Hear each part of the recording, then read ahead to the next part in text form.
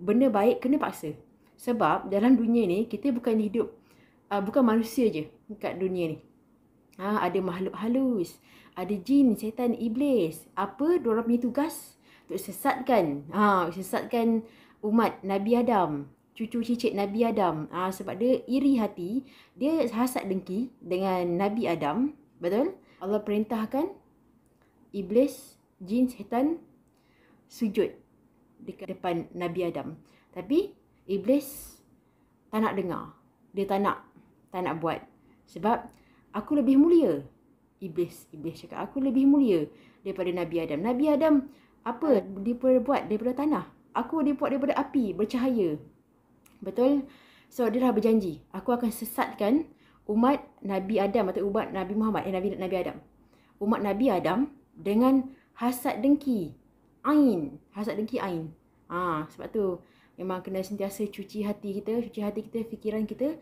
Nampak orang bahagia, orang senyum, kita kena cuci hati.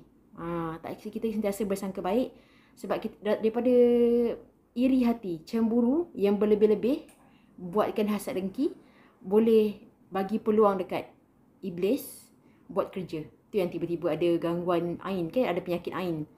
Tengok je pun, kita tengok je orang tu, tiba kita ada hasad dengki, cemburu tu, dah orang tu kena ganggu, tiba demam ke, sakit ke apa ke. Kita sekarang kita dah tahu, kita cuba paksa diri untuk buat benda baik, apa pun amalan tu. Sebab kita kat dunia ni bukan makhluk je, bukan haiwan je. Ada makhluk halus, ada iblis, jin, setan tu. So memang tugas diorang tak tidur sampai hari kiamat. Tugas diorang untuk sesatkan umat Nabi Adam, cucu cicit Nabi Adam, so umat Nabi Muhammad sallallahu alaihi wasallam. So memang kerja diorang untuk menyesatkan. Untuk menyesatkan. So apa yang menyesatkan? Dia menyesatkan untuk menyakitkan, untuk menjatuhkan. So dia nak buktikan depan Allah,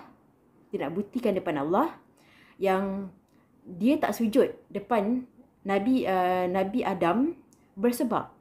Aku buktikan umat Nabi Adam, cucu cicit Nabi Adam patutnya tak patut disembah, patutnya tak patut disujud. Dia nak buktikan dekat Allah. Tapi jangan macam tu. Kita dah tahu. So kita dalam dunia ni bukan seorang, bukan manusia, bukan haiwan je, bukan binatang je. Kita ada benda-benda yang memang tugas dia untuk menyesatkan, untuk memecah-mecah belahkan orang Islam, memecah-mecah belahkan harmoni kasih sayang manusia, makhluk-makhluk, kan.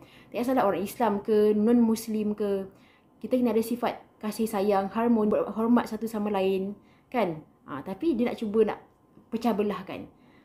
So kita dah tahu ni, kita kena nak buat benda-benda yang baik, buat benda-benda yang berlandaskan ke Islam, hadis, Al-Quran.